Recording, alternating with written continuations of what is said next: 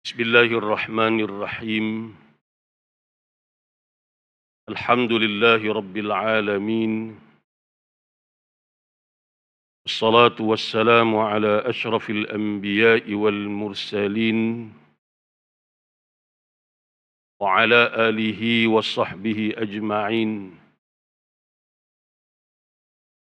Subhanaka la ilma lana illa ma 'allamtana innaka antal alimul hakim. Rabbi shrah li sadri wa yassir li amri wahlul 'uqdatam min lisani yafqahu qawli. Allahumma arinal haqqa haqqan warzuqna ittiba'ah. Arinal batila batilan warzuqna ijtinabah, amma ba'du. Muslimin, muslimat, hadirin, hadirat, mudah-mudahan dirahmati Allah. Pertama-tamanya marilah sama-sama kita panjatkan syukuran kehadrat Allah Subhanahu wa taala atas limpah kurnia dan keizinan daripada Allah. Sama-sama kita menghadirkan diri rumah Allah pada malam ini untuk sama-sama kita menunaikan tugas dan juga tanggungjawab kita sebagai hamba kepadanya.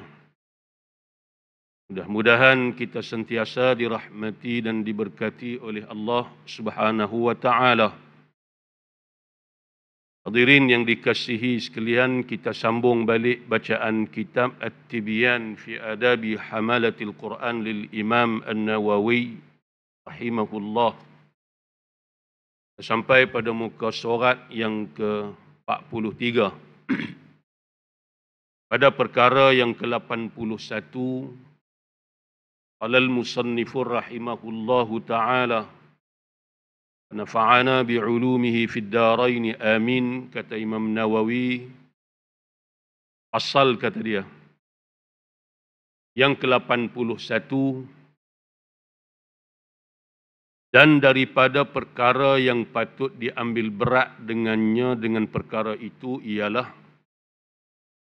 bahawa janganlah membaca di hadapan syekh, yakni guru, pada ketika kesibukan hati syekh, yakni hati guru, dan ketika jemunya, ketika liarnya, yakni kesunyiannya, ketika duka citanya, ketika sukanya, ketika dahaganya, ketika mengantuknya, ketika gelisahnya dan seumpamanya, daripada perkara-perkara yang menyusahkan atasnya atau yang menegahkannya daripada sepenuh penumpuan hatinya dan kecergasannya, dan hendaklah ia merebutkan peluang di waktu-waktu kecergasannya, kecergasan gurunya. Baik. Kata Imam An-Nawawi rahimahullah, di antara adab, kita masih lagi pada fasal yang menyatakan adab orang yang menuntut ilmu. Kita dah baca banyak, Imam Nawawi dah sebut di antaranya ikhlasnya, bersih hati pada segala kekotoran. Bagaimana kata ulama, kalau kita nak tanam tanaman, kita bersihkan tanah ataupun tapak yang kita nak tanam tanaman tadi ni supaya pokok yang kita tanam tumbuh segar. Macam tu jugalah hati tempat kita nak letak ilmu. Maka hendaklah ada persediaan dan persiapan sebelumnya dengan dibersihkan hati itu daripada perkara-perkara atau sifat-sifat yang dikeji seperti riak dan sebagainya. Disebut dalam kata-kata ulama, yutayyabul qalbu lil ilmi kama yutayyabul ardu liziraati. Diperelokkan hati itu untuk sebagai persediaan nak terima ilmu, bagaimana diperelokkan tanah untuk kita menanam sesuatu tanaman. Kita tak tanam dalam keadaan tanah tadi ni berhutan, tak ada apa. Kita akan tebas dulu, pencerah dulu, cangkui bagi elok, supaya pokok yang kita tanam tu ditumbuh segar elok. Macam itulah juga dengan ilmu pun penting untuk dibuang sifat-sifat takaburnya, sombong dengan ilmunya, riak dan sebagainya. Kerana ilmu tidak akan bertapak dalam hati-hati orang-orang yang ada sifat sombong, membesarkan diri. Disebut juga oleh para ulama, kata dia, al-ilmu harbun lil fatal muta'ali, kas-sayli harbun lil makanil ali. Ilmu menjadi musuh bagi seseorang atau pemuda yang ada sifat sombong, bongkak, besar diri dengan ilmu. Tak ada sifat rendah diri, tak ada sifat tawaduk dengan ilmu. Orang yang membesar diri dengan ilmu, orang yang sombong dengan ilmu, ilmu takkan bertapak dalam hatinya. Sebagaimana air atau banjir tidak akan menaiki tempat yang tinggi. Nah, tempat tinggi air tak sampai. Macam itulah juga hati orang yang ada sifat tinggi diri, sombong, bongkak, takabur dan sebagainya, ilmu takkan sampai, ilmu takkan bertapak dalam hatinya. Baik, itu di antara benda yang kita baca. Di antaranya lagi, Imam Nawawi juga sebut kepada kita, nak belajar ilmu ni mesti ambil daripada guru yang betul-betul sempurna keahlian, kelayakannya. Dan nak mengaji ilmu Quran, ambil daripada tok guru Quran betul. Nak mengaji ilmu fiqh, mengaji daripada ulama fiqh, tok fiqh, ataupun orang yang alim betul. Kan kita ambil ikut dan. Sebab disebut oleh para ulama, kata ulama, antaranya Ibn Sirin menyatakan bahawa al-ilmu ataupun inna hadzal ilma dinun. Ilmu ni adalah agama. Fanzuru amman ta'khuduna dinakum. Maka kena tengok daripada siapa kamu ambil agama kamu. Betul tak betul amal kita dalam agama adalah bergantung kepada ilmu yang kita ambil. Kalau kita ambil ilmu daripada guru yang salah, salahlah amalan kita. Salah baca Quran kita, salah ibadat kita, salah akidah. Sebab ambil daripada guru yang salah. Tapi kalau ambil daripada guru yang betul, guru yang benar-benar layak ataupun sememangnya guru yang mursyid, maka amalan kita dalam soal ibadat kita pun betul, akidah kita pun betul, baca Quran kita pun betul. Pasal kita ambil daripada guru hak betul. Sebab itulah ulama kata, Muhammad bin Sirin atau Imam Malik juga menyatakan bahawa ilmu ini adalah agama. Maknanya betul tak betul amal kita dalam agama bergantung pada ilmu sumber yang kita ambil. Maka hendaklah kamu tengok, kamu pilih daripada siapa kamu ambil agama kamu. Kamu boleh ambil ikut dan. Ini sumber untuk kita dapat ilmu ni banyak. Orang nak pada ilmu tapi nak dengan cara mudah. Ngaji secara online, sebagainya. Hari ni pula nak jadi ustaz bukan payah. Kepiah sikit, jubah sikit, bagi ada akaun TikTok dengan Facebook ya. Mengajak lebih kurang orang panggil ustaz dah. Dan kita cek latar belakang agama, tak ada apa pun, tak mengaji terang mana. Cuma cakap pandai. Ini masalah yang berlaku dalam masyarakat lah. Ambil ilmu ikut dan akhirnya ilmu yang dia dapat, ilmu yang tidak benar, ilmu yang sesat. Maka sebab itulah pesan ulama, fanzuru amman ta'khuduna dinakum. Kena tengok daripada siapa guru yang kamu ambil ilmu tersebut. Baik. Sambungan daripada apa yang disebut oleh Imam Nawawi yang kita baca dah beberapa temuan yang lalu.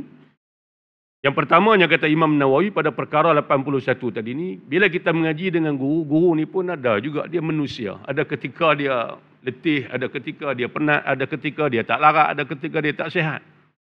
Maka beri peluang kepada dia untuk dia berehat. Ada setengah orang tak boleh mengajak, ada setengah orang kalau demam lagi dia mengajak sebab dengan mengajak dia lega demam. Oh ada juga. Ada guru-guru yang demam tapi bila boleh speaker, mikrofon ke dia kebah demam. Ada juga jenis tu, dia jenis mengajak kan. Ada guru yang tak boleh mengajak dalam keadaan hati dia sibuk dengan benda-benda yang lain, maka biarkanlah pada ketika itu.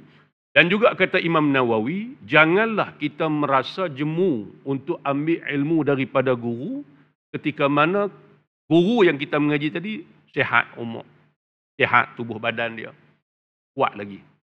Mana berdampinglah bila kita jumpa satu guru yang benar-benar mursyid, boleh mengajak pada kita ilmu yang hak kita cari, ada ilmu dalam ilmu agama atau ilmu lain pun, maka jangan langsung ada rasa jemu, rasa cukup dah aku mengaji dengan dia. Ambillah ilmu sebanyak mungkin.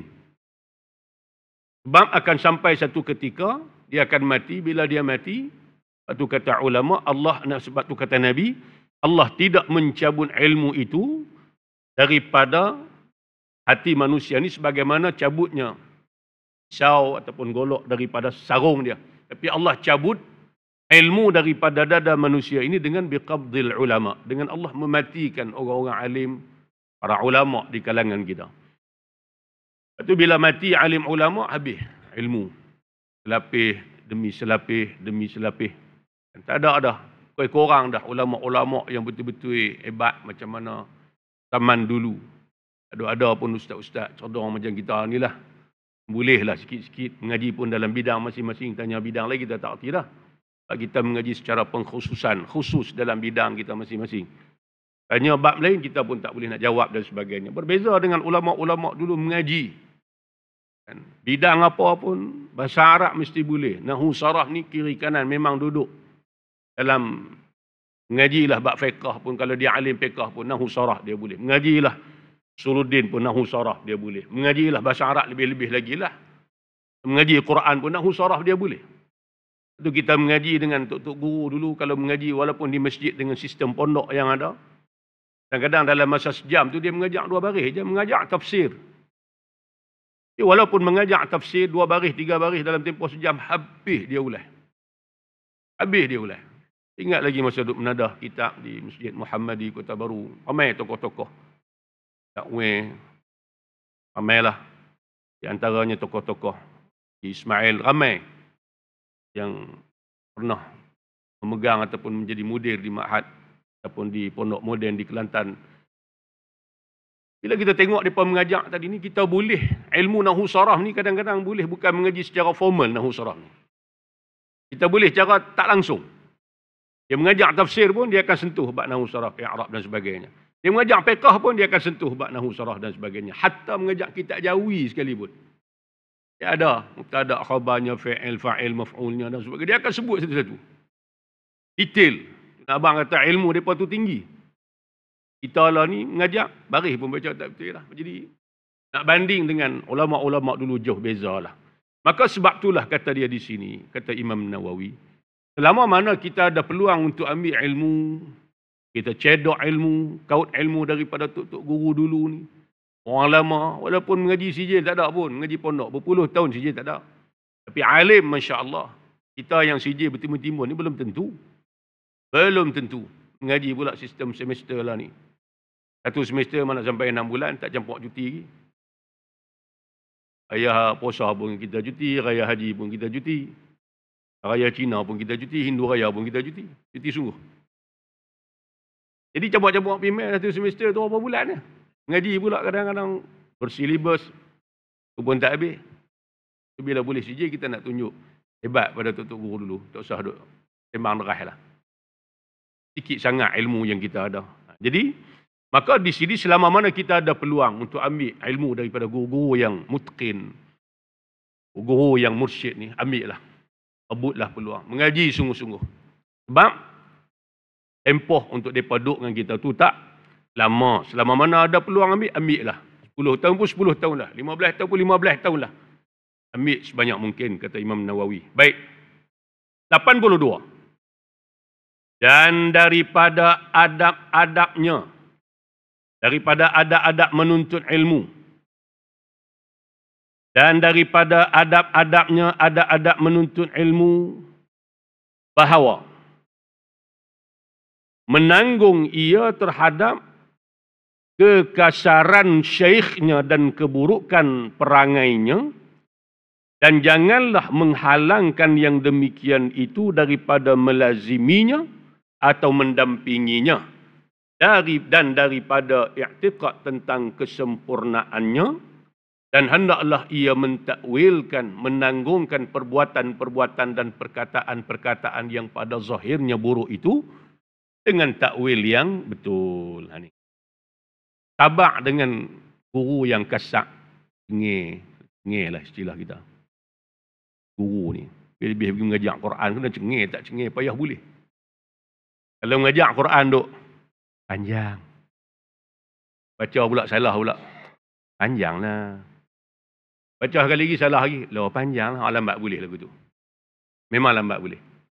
Lepas tu Tok Guru Quran ni cengih. Dia mengaji di, kita biasa sikit. Lantan, Allah yarham, Tuan Guru Haji Abdullah. Alhamdulillah. Tu panjang. Syur lah. Duduk Mekah ni 30-40 tahun mengajak budak-budak Arab ni. Balik main mengajak budak Melayu pun cengih sopa tu lah. Cengih. Cengih sungguh. Kalau tak tahan telinga nipis ni lari. Tapi duduk 3-4 tahun dengan dia tu kita nampak hasil berkatan guru dulu. Cengih dalam kelas, luak tak? Pernah dia marah kalau ikutlah kita kata. Dia kata, basamu. Basa payah boleh. Dia kata kat kita lah, kata kat kawan kita. Kita orang Kedah pergi mengaji di Kelantan mula-mula sampai tu tak apa nak faham lagi. Di hati ni tak apa nak berasa sangat lah. Basa payah boleh. Kalau aku mengajar beruk lama dah boleh ukahnya. Mengajarmu tak boleh-boleh. Kalaulah kita ambil kata-kata tu dengan maksud Allah, aku ni teruk pada beruk lagi. Mana kita tak mengaji dah, berhenti tengah ayat tu. Kita jenis mudah terasa hati. Dah. Tapi sebenarnya, kalau kita ambil dari sudut lain, kata-kata guru tadi ni sekadar nak, orang kata apa, nak bagi aku ni puluh lebih pada orang lain. Kasar lah. Ayah boleh dia tak, kalau mengajak beruk lebih. Kalau mengajak beruk pun beruk pandai dah, hang tak pandai-pandai lagi. Kalau aku mengajak beruk naik nyok. Beruk boleh naik nyok dah. Mengajak hang tak boleh-boleh. Kita ni orang Kedah tak apa nak berasa sangatlah, kan. Tapi hasil daripada kesabaran cengih. Dan musim hujan ni dia bawa payung. Pulang daripada rantau panjang naik bas. Daripada rumah naik motor pergi stesen bas rantau panjang tu tiap-tiap hari. Parking motor situ. Pernah motor sampai orang curi. Daripada rantau panjang naik bas mai Pekan Kota Baru. Jam lebih. Muak dah 60 lebih waktu tu. Turun di stesen bas Kota Baru, berjalan kaki mai ke Masjid Muhammadi ni. 2.30 terpacak sampai di Masjid Muhammadi kelas petang. Ajak sampai asak, mai asak, lepas tu kadang-kadang sambung balik. Balik pula. Tiap-tiap hari. Istiqamah. Gaji tak sampai 1,000 pun. Tapi yang kata istiqamah guru dulu ni. Ngeh. Kalau hujan dia bawa payung macam ni. Tekuk. Tongkat. Baca tak ingat. Bubuh di teguk, tarik meh. Sekarang tengok gaji telinga. Ada paparihan ketepung paparihan. Pasal payah boleh. Mengapa tak ingat. Tapi itulah bila kita sabar dengan guru yang kasar ataupun yang cengih. Bukan untuk memudaratkan kita pun. Dia nak bagi kita boleh.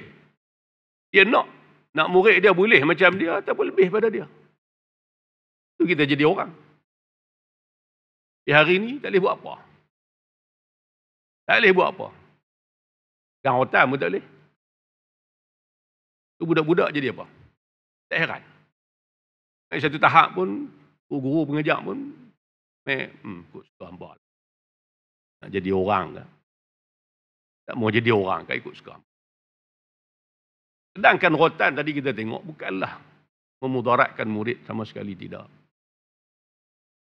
Kita dulu-dulu pun ayah di rumah tak rotan. Maghrib lambat balik, dia panggil sekali tak balik, dia panggil 2 kali tak balik, dia ambil rotan, bukan dia tibai kita pun. Tibai di dinding itu, piak, bunyi rotan tu kita lupa balik dah. Ngajak Quran pun untuk guru boleh kata kata-kata ada Quran. Tak betul, piak, tibai lantai, bukan tibai kita pun. Tapi kembali satu perasaan takut dan juga lebih berhati-hati pada ketika itu. Dan Nabi SAW pun sebut, muru auladakum bis salah wa hum abna'u sab'in. Perintah anak-anak kamu sembahyang ketika mana usia mereka adalah 7 tahun. Wadribuhum, pukul mereka. Ketika mana usia anak 10 tahun. Adakah pukul sampai tak? Islam tak bagi, Islam atok. Islam letakkan pula peraturan dia, jangan pukul di muka, jangan pukul sampai cedera tak. Litakdib, untuk mengadapkan mereka. Kemudahan dengan rotan tadilah dengan sedikit, orang kata apa, Denda yang kita berikan pada mereka berdasarkan pada apa yang agama tunjuk pada kita. Di situlah menyebabkan dia jadi orang. Dia tak tinggal sembahyang. Bila anak-anak umur 10 tahun tak tinggal sembahyang lekat dalam diri, insya-Allah. Tapi silapnya kita kadang-kadang ibu bapa ni terlampau sangat manjakan anak.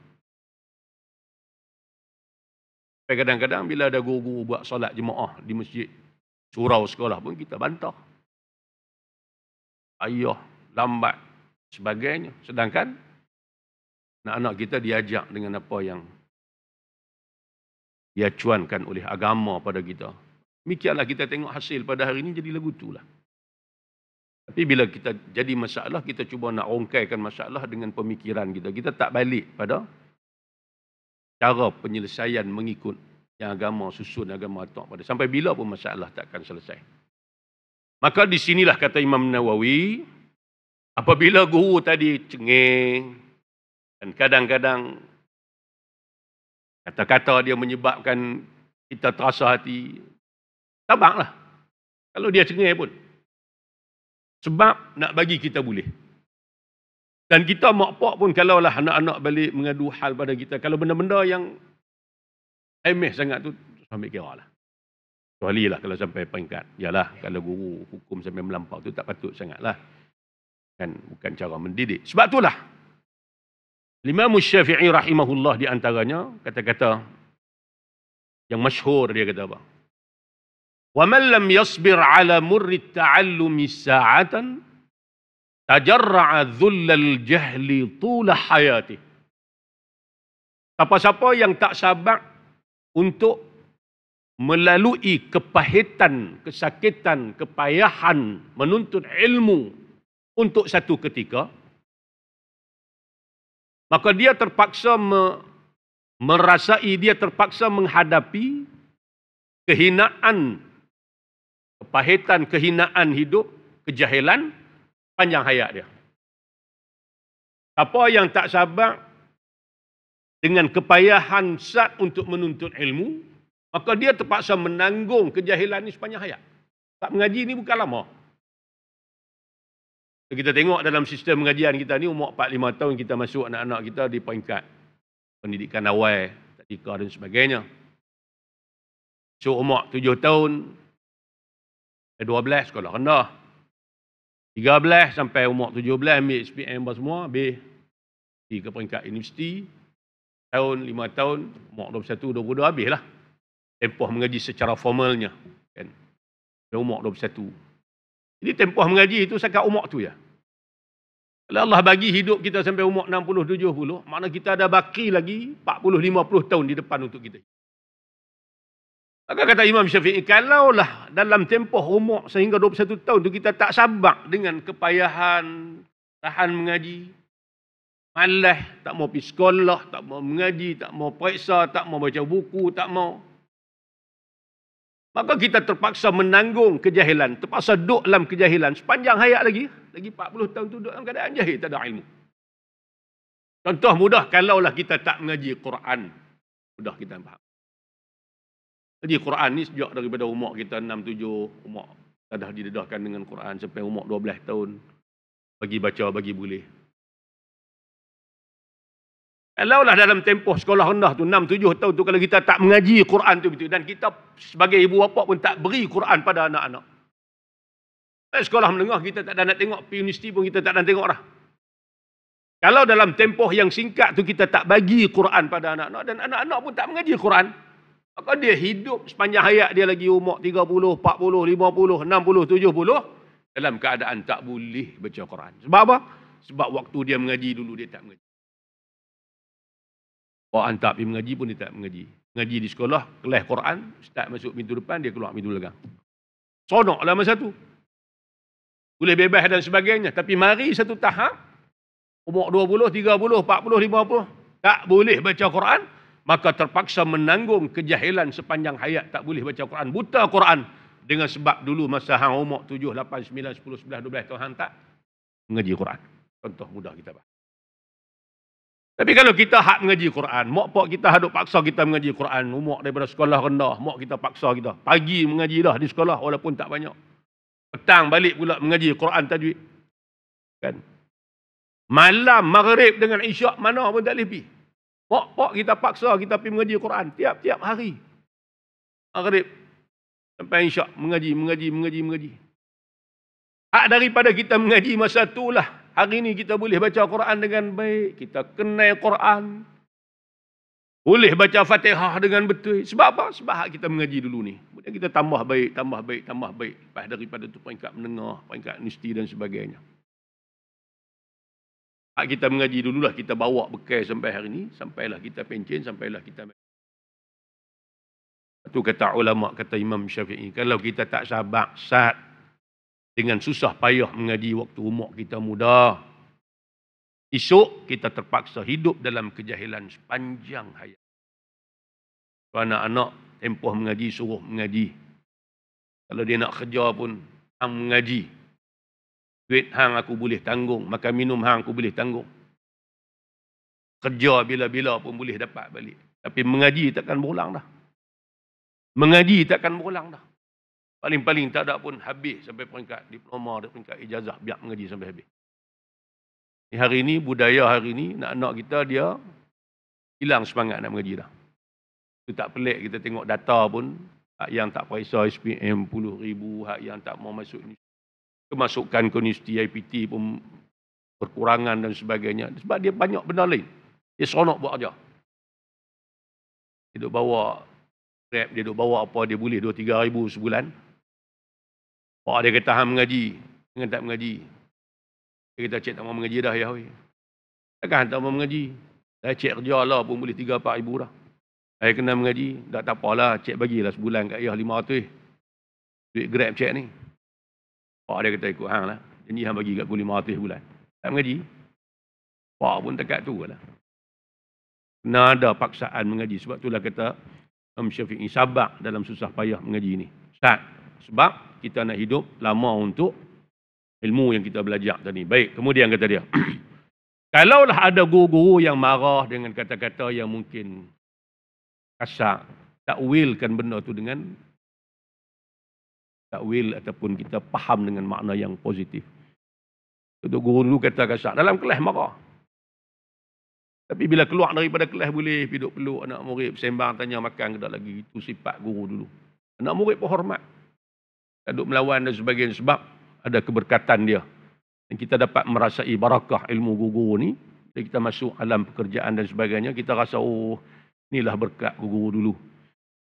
Dan jika melakukan kekasaran oleh syekhnya kepadanya, maka hendaklah ia meminta maaf kepadanya dan menzahirkan bahawa kesalahan itu padanya bukan daripada syekhnya dan cacinya itu terkena atasnya. Kalau guru marah kita pun mungkin boleh jadi salah guru tu, tapi kita sebagai murid adab minta maaf dengan guru. Bagi adab. Walaupun guru tu kadang-kadang salah. Mungkin ada guru pun dia manusia juga. Tapi sebagai anak, adab sebagai murid yang belajar ilmu dengan guru. Ini yang kata adab ni. Dengan adab ni lah kita boleh ilmu barakah ilmu. Tapi kita lah mengaji tak ada adab. Nak lagi kalau ustaz mengajar kita tu mudah pada kita. Lepas kuliah maghrib, lepas mayang isya, ajak ustaz pergi makan. Makan semeja dengan ustaz. Tak apalah. Cuh rokok. Dah lah cuh rokok. Kita tanya ustaz pula, boleh saya rokok? Ustaz pun nak jawab apa? Tahu dah kata tak boleh, tak tanya lagi. Dah lah isyak rokok, membuih isyak rokok depan muka ustaz pula. Fuh. Mengaji sajalah, barakah tu nak main mana? Keberkatan tadi ni. Sebab tu berkat tadi ni. Barakah ni pada ziyadatul khair, bertambah-tambah kebaikan. Kadang-kadang mengaji tu sikit, tapi kebaikan tu mari, faham sebagainya. Ini yang kita kena tanam pada anak-anak kita yang tak diajak di sekolah pada hari ini. Adab tak ada. Pendidikan adab tu tak ada pada anak-anak kita. Kita kesampingkan, kita duk sumbat dengan benda lain banyak. Kita duk pulun nak bagi dia ni cemerlang dalam sains, matematik, sejarah. Kita lupa. Benda hak asas sekali adab. Sebab tu ulama menekankan soal adab sebelum daripada ilmu. Orang yang ada adab, dia ada ilmu. Orang yang ada ilmu belum tentu ada adab. Ngaji cerdik, pandai, boleh sihir tinggi, kadang-kadang tengah tak ada adab pun dengan guru. Dengan ulama-ulama dulu dia buat tak heran je. ada hormat dengan guru. Sebab tu dengan anak-anak kita hari ni di peringkat pendidikan kena tengok baliklah silibusnya, mata pelajaran yang kita ajak, soal adab pada anak-anak. Sebab tu kadang-kadang dia tak hormat pada guru. Guru jerkah, dia boleh jerkah balik. Kan? Hari ni macam-macam kan. Nak murid seret guru masuk mahkamah. Okay. Lebih-lebih lagi guru disiplin, tak boleh tegur apa. Tu buat cengeng lebih kurang. Di sekolah naik kereta, saya 4-4 ada angin, balik 4-4 tak ada angin. Kena tebuk dengan anak murid habis. Galak habis kereta. Daripada geng dan sebagainya. Ni benda-benda yang kita tengok punca, ubat cara punca. Jangan duk baliklah pada agama, baliklah pada apa yang Quran ajar, baliklah pada apa yang hadis tunjuk. Jangan duk guna kepala otak kita, tak selesai masalah, kepala otak kita tak sampai nak fikir benda-benda tu semua. Kemudian kata dia, maka yang demikian adalah lebih memberi manfaat baginya, bagi murid, di dunia dan di akhirat, dan lebih menjernihkan, yakni menggembirakan bagi hati syekh. Maknanya, kalaulah guru hukum kita dalam keadaan kita buat salah, ataupun mungkin salah kita tak salah pun kena hukum juga. Tapi sebagai adab pada guru kita tadi ni, minta maaf pada guru. Maka kata Imam Nawawi, ini lebih memberi manfaat pada kita, keberkatan, kebaikan pada kita, dan lebih menggembirakan hati guru tadi ni. Kalau kita tak salah, kita minta maaf pada guru. Guru dia akan fikir juga, ish, tu mana ni kan? Dalam keadaan dia tak salah pun dia minta maaf pada aku. Jadi, hati mana yang tak lembut dengan anak murid yang seumpama itu? Sayang, kasih dan sebagainya. Dulu, kita tengok guru dulu kan. Macam itulah keadaan dia. Kalau kita kena hukum, kena tibai di sekolah dengan cikgu-cikgu disiplin, kita tak balik abang kat pak kita, tak berani. Kan pak kita nak main marah guru dia, tambah lagi kat kita ada. Tambah lagi kat kita ada. Ada orang tuan-tuan tak nak dia pergi mengaji, buatlah Ustaz weh. Jangan patah, jangan cedera, jangan mati sudah. Nak ajak dia, ajak lah. Bagi dia boleh, bagi dia jadi orang. Tu. Hari ini kita mak pak ni manja sangat dengan anak-anak. Kadang-kadang sampai peringkat kesalahannya tak boleh ditegur dan tak boleh diberi nasihat. Itu sangat satu benda yang musibah, malang. Akhirnya, hasil yang kita dapat, apa yang kita lihat pada hari inilah. Macam-macam berlaku kan. 83. Dan ulama ada berkata ni, barang siapa tidak bersabar atas kehinaan pengajian, yakni kesusahannya, nescaya berkekalanlah umurnya di dalam kebutaan jahil. Ulama berkata, siapa-siapa yang tak sabar dengan payah mengaji, jalah mengaji, nak kena pergi mengaji, masuk kelas, ikut jadual, nak periksa kena mengapai, nak baca buku, orang main kita tak main, orang pergi berjalan, kita tak boleh berjalan. Siapa-siapa yang tidak sabar dengan susah payah mengaji untuk seketika, maka sepanjang umurnya akan berkekalan dalam keadaan kebutaan jahil. Tak ada ilmu lah. Dia takkan dapat ilmu. Sebab apa? Sebab sifat ilmu ni, al-ilmu yu'ta wa la ya'ti. Ilmu didatangkan, ilmu tak mendatangi. Saya baca dalam kisah di antara Imam Malik dengan Khalifah Harun al-Rashid. Khalifah Harun al-Rashid minta Imam Malik dia mengajak kitab Muwatta' dia di istana dia kan.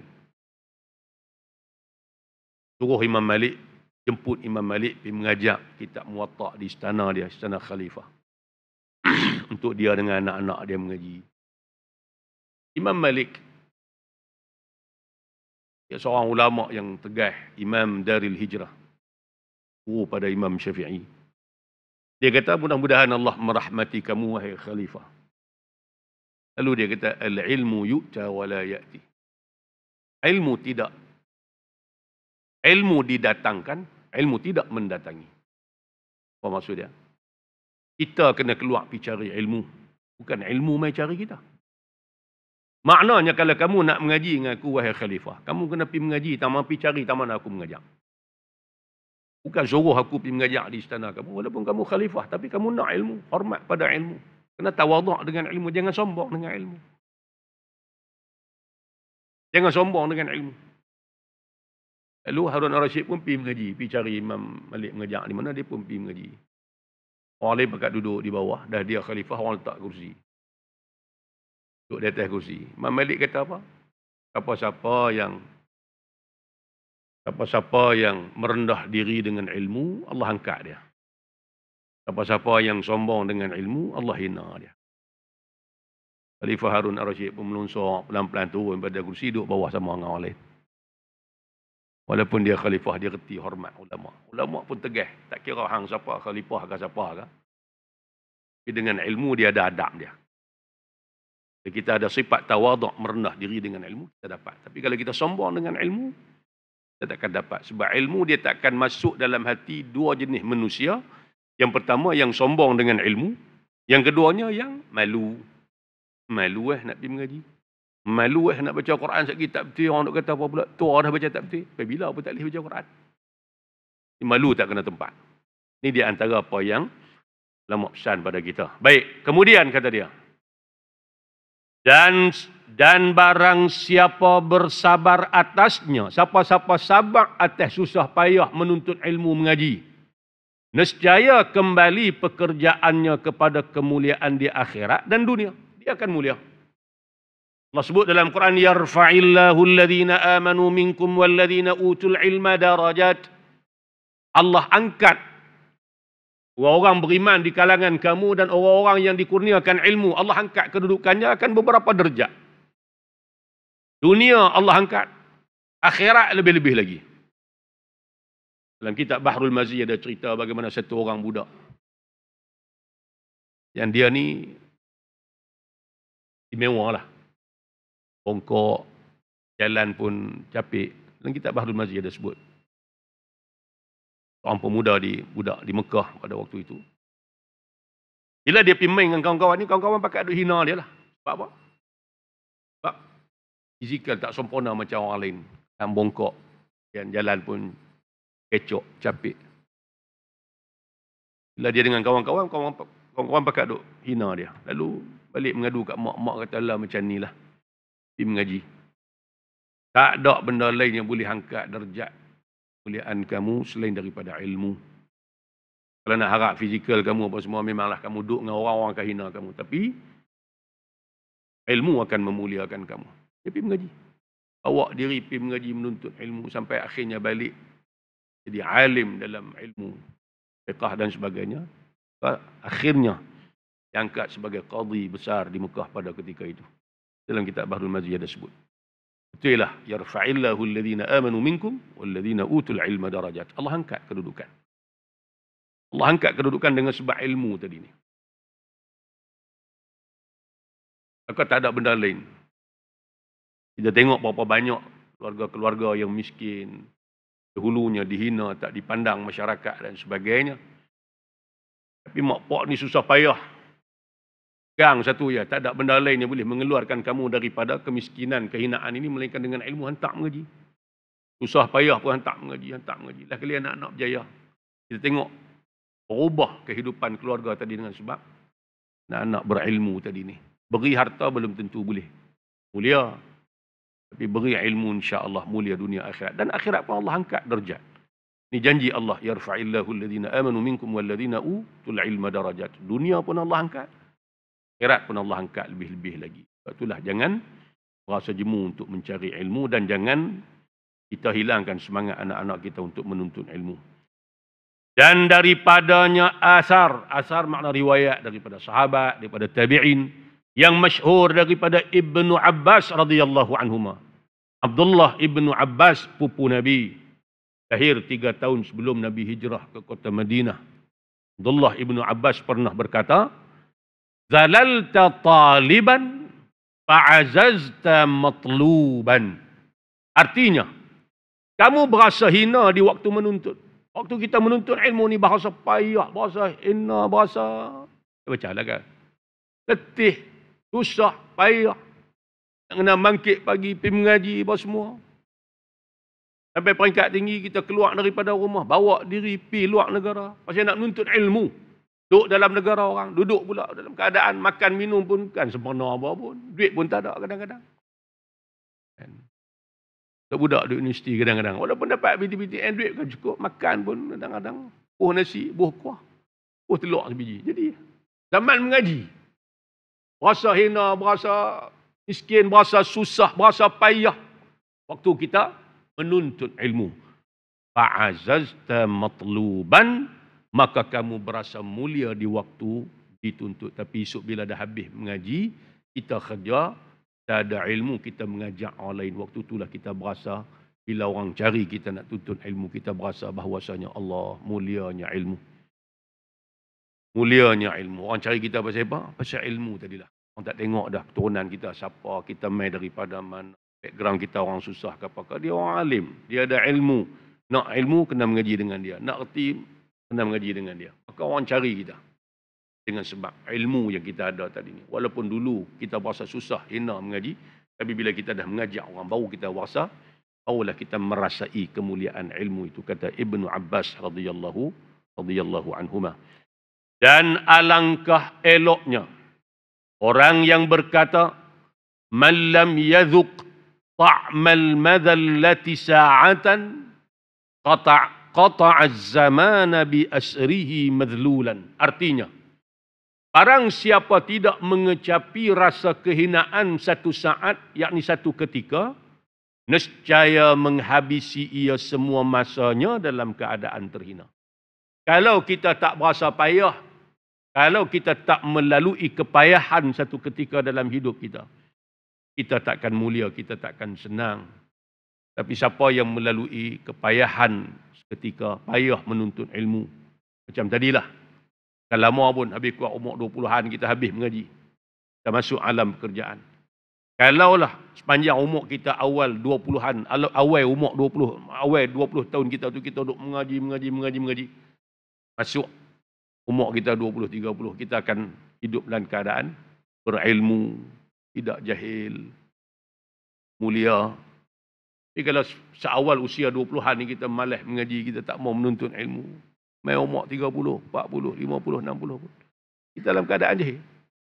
Yang tadilah, kalau awal umur tak mengaji Quran, sampai sudah tak boleh mengaji Quran. Kalau pada awal umur kita tak mengaji ilmu fardu ain, sampai ketua kita tak erti semayang. Semayang pun tak betul. Mai satu tahap, Allah beri hidayah pada kita, waktu itulah baru kita nak kelupak cari. Nak mengaji balik, bagi boleh baca Quran dan sebagainya. Sedangkan masa, alhamdulillah lah, Allah ada juga kesempatan. Tapi waktu tu dah berlalu banyak. Tanyalah siapa-siapa pun yang tidak menggunakan masa yang sedikit untuk menuntut ilmu, pasti dia akan mengalami penyesalan ketika usia yang tua tadi ni. Benarlah sebagaimana yang disebut oleh para ulama pada kita tentang peringatan-peringatan yang diberikan tentang kemuliaan ilmu dan sebagainya. Baik, nanti dia akan sambung pada fasal. Dan daripada adab-adabnya yang dituntut bahawa adalah ia haloba dan mengambil berat atas pelajarannya. Maknanya jangan berasa kenyang dengan ilmu. Jangan berasa kenyang. Jangan pernah berasa cukup dengan ilmu. Ilmu ni sampai bila pun tak habis kan. Mengajilah selagi mana kita ada daya, kita ada kemampuan untuk belajar. Tanda di situ kita sambung dalam pertemuan yang akan datang. Bismillahirrahmanirrahim. Alhamdulillahi rabbil alamin wassalatu wassalamu ala asyrafil anbiya'i wal mursalin wa ala alihi wa sahbihi ajma'in. Allahumma arhamna bil Qur'an waj'alhu lana imaman wa nuran wa hudan wa rahmah. Allahumma dhakkirna minhu ma nusina wa 'allimna minhu ma jahilna. Warzuqna tilawatahu ana al-laili wa atrafan nahar waj'alhu lana hujjatan ya rabbal alamin. Allahumma inna na'udzubika min 'ilmin la yanfa' wa min qalbin la yakhsha' wa min 'amalin la yurfa' wa min du'a'in la yusma'. نعوذ بك من هؤلاء الأربع ربنا آتنا في الدنيا حسنة وفي الآخرة حسنة وقنا عذاب النار وصلى الله على سيدنا محمد وعلى آله وصحبه وبارك وسلم والحمد لله رب العالمين تقبل الله منكم منا ومنكم تقبل يا كريم السلام عليكم ورحمة الله وبركاته.